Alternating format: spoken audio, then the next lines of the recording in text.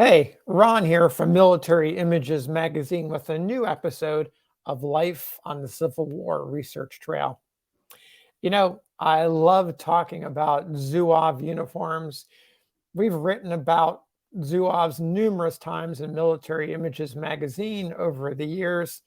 You can't help but be wowed by these unique uniforms that came to the United States just before the Civil War began, and they were extremely popular with both armies on the home front wherever you went. The Zouave influence was all over the place. So every once in a while, when I see an interesting Zouave uniform, I take a moment to do a little bit of research. And here's one that I want to talk about today.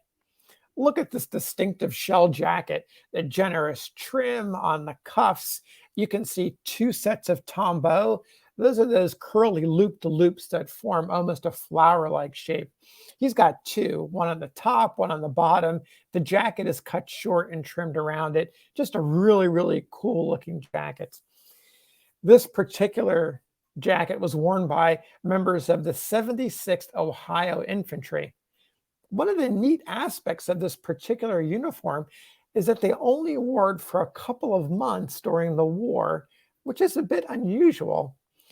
And you might ask yourself, well, how do we know they only wore it for a couple of months? Well, because there was a specific reason, and the person who let us know about this was actually a member of the regiment. His name was Charles Dana Miller, and he was a brevet major in the 76th. He wrote his memoirs during the post-war period. They weren't published until 2004 by Kent State University. The title of the book is The Struggle for the Life of the Republic. I highly recommend it to you. Miller is a good writer and has a lot to say, and he talks about everything from the larger battles to the various smaller details of life, which is where we get to this uniform. So the 76th mustered into service in very early 1862. It was recruited in the autumn of 1861. It goes on to participate in numerous Western operations, including Fort Donelson, the siege of Vicksburg.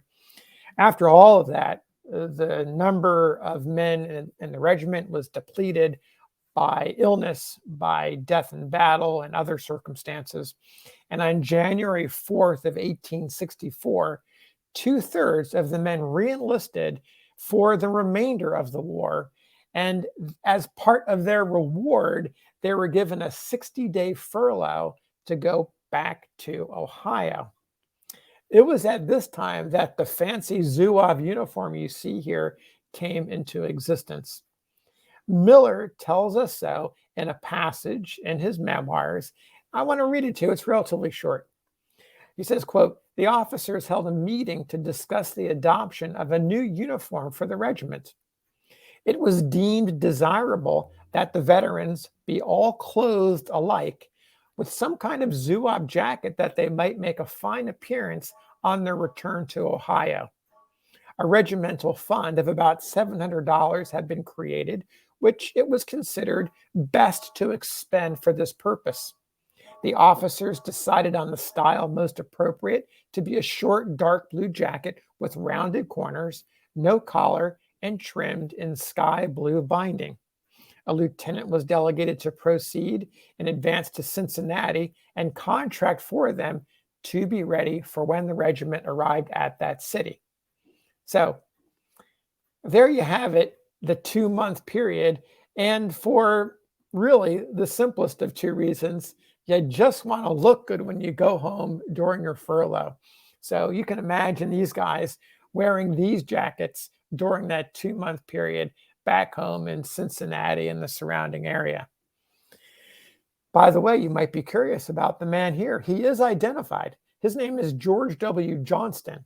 He joined Company B of the Buckeye 76th in February of 1864.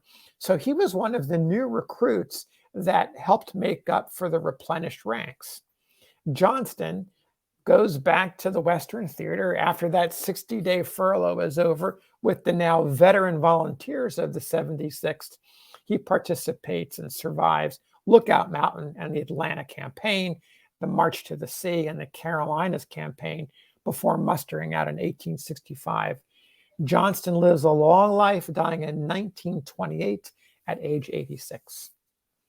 So that's it for today. Until we meet again, happy trails.